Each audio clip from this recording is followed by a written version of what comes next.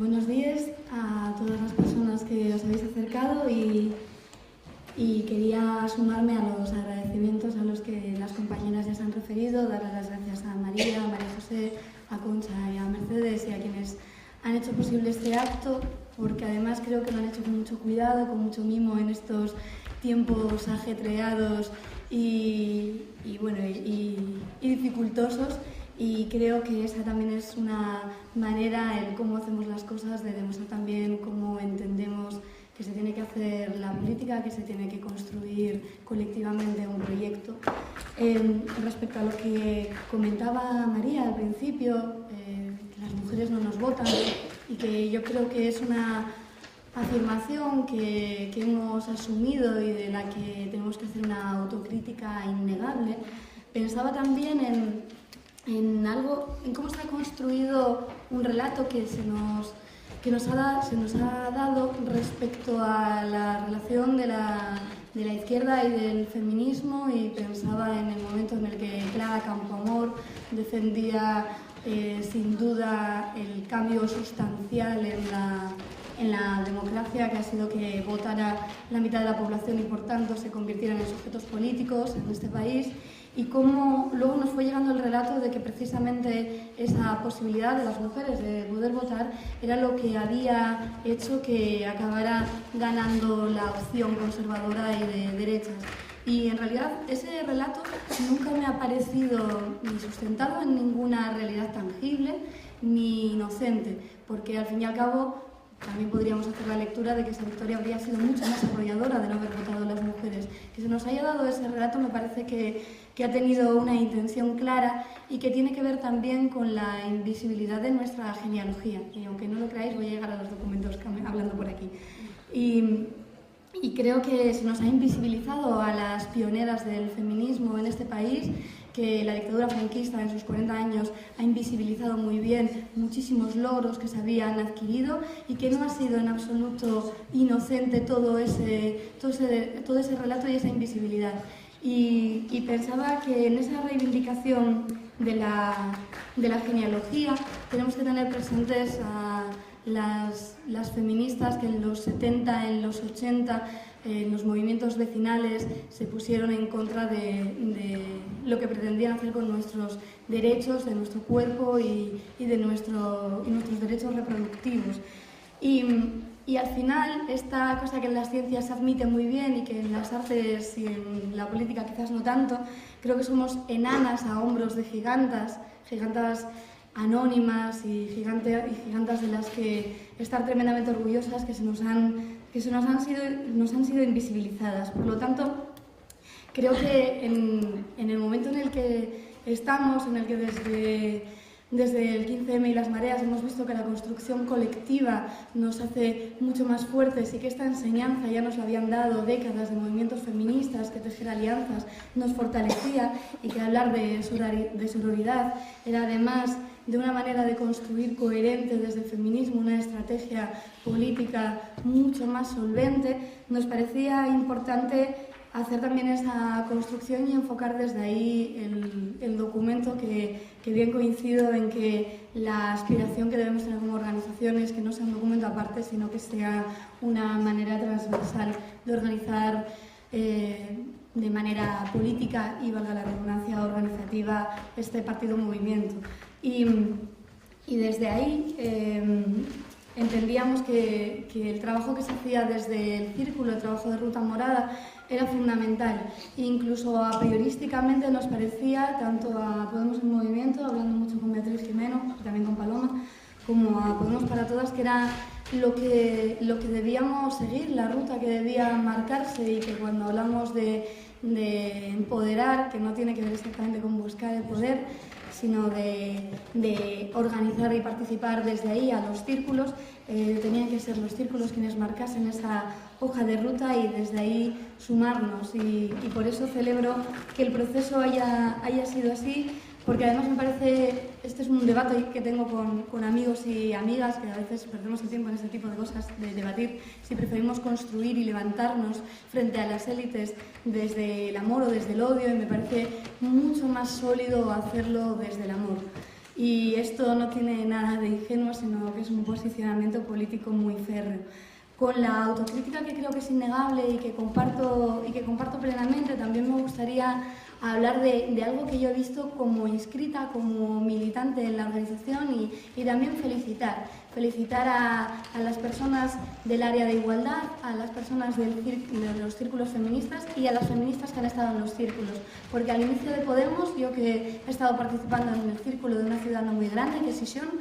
hablar de feminismo era algo que desde luego no comprendían la mayor parte de los, vamos a decirlo, compañeros que estaban allí. Sisión es una ciudad que tiene una población envejecida y en la que participan presencialmente en los círculos fundamentalmente paisanos.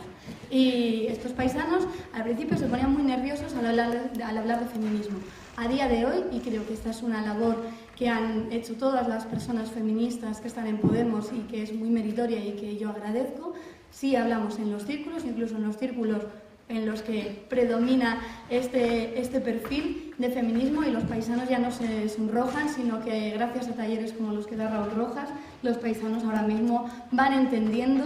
que esta es la única manera en la que el partido va a poder llevar a cabo políticas que consigan la justicia social de una manera radical y transformadora. Les cuesta todavía, pero creo que esa labor hay que reconocerla. Y no sé tampoco cómo voy de tiempo, porque una sería... Me parece que si ya hemos entendido que la revolución será feminista o no será, mucho que haya algunas cabezas que les haya costado por las dinámicas patriarcales en las que la sociedad en su conjunto está sumida, también tenemos que entender que el feminismo será transversal o no será, y que tenemos que reforzar, esto es lo que se plantea en el documento que presentamos, tenemos que reforzar los espacios feministas, esto es fundamental, pero tenemos que impregnar toda la organización de pensamiento y manera de hacer feminista, y tenemos que tener muy claro que no existe una ruta posible hacia la justicia social si no es con una brújula feminista.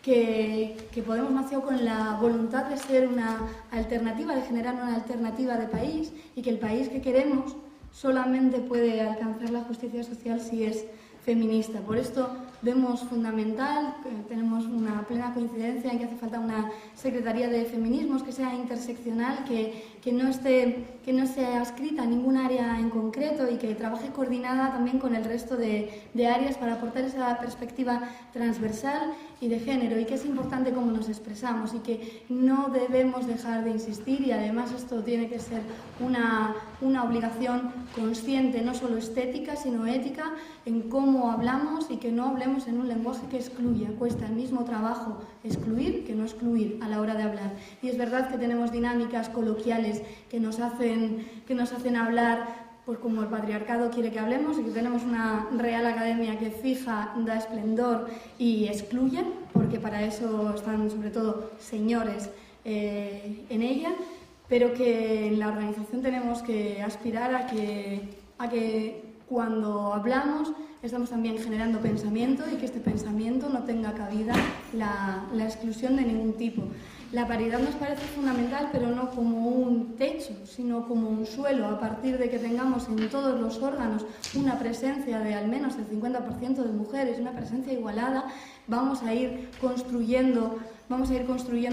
desde ahí. Se trata de cambiar las lógicas de las organizaciones que están basadas en una agresividad competitiva y en la simplificación entre ganadores y perdedores. Creo que un acto como este, que celebro tanto, nos saca de esas lógicas frentistas que nada tienen que ver con la construcción colectiva y que desde luego nada tienen que ver con el pensamiento y la posición política del feminismo. Es fundamental la formación de los cargos, es fundamental blindar y asegurar la participación, y esa participación se tiene que asegurar de manera presupuestaria, facilitando espacios para la conciliación. Se tiene que asegurar también con que tengamos personas técnicas formadas con conocimiento feminista en todos los órganos y en todos los espacios, para que sepamos que llevar unos planes de impacto feminista, de impacto con una mirada de género, para que aseguremos que todas las dinámicas patriarcales que nos quieren impregnar todo el rato se van a vencer de una manera garantizada. Y ya voy acabando. El feminismo entiendo que es colectivo y que su construcción es de abajo arriba, que solamente puede tener sentido cuando la ruta viene marcada desde ahí, desde un trabajo colaborativo, y que además necesitamos que los círculos y que los círculos sectoriales y el círculo feminista y el círculo LGTBI estén fuertes, porque si no, lo que se está haciendo dentro de la organización, lo que está haciendo una secretaría feminista, no va a sostenerse si no hay todo ese trabajo real, colaborativo y sustentador ahí. Si no, al final pues van a ser discursos que cuando no se quiera no se van a escuchar, pero si en realidad lo que somos es una marea feminista que va haciendo que todo el mar vaya impregnando ese pensamiento, iremos rompiendo esas dinámicas. Y creo que es verdad que a mí me gusta mucho una cosa que dice Mae de la Concha, diputada por Baleares, que es verdad que nos hemos puesto y esto explica muchos de nuestros fallos, nos hemos puesto a hacer un edificio nuevo con ladrillos viejos, y que al final nos resentimos también mucho de toda la sociedad que también nos ha educado, que también nos ha negado referentes, que también nos ha metido en dinámicas en las que personalmente cada una tenemos que tensionar y que librar todos los días. Y creo que ese edificio que tenemos que construir y que tiene esos ladrillos viejos y que a veces son débiles, será mucho más fuerte si lo estamos haciendo desde abajo, si lo estamos haciendo juntas, si lo estamos haciendo a través de la escucha y siendo conscientes de los peligros y los riesgos. Y que entonces quizás podemos construir un edificio que no sea solo el reflejo de nuestra sociedad, que la traemos con nosotras y con nosotros, sino también el camino de la sociedad y del país feminista que queremos.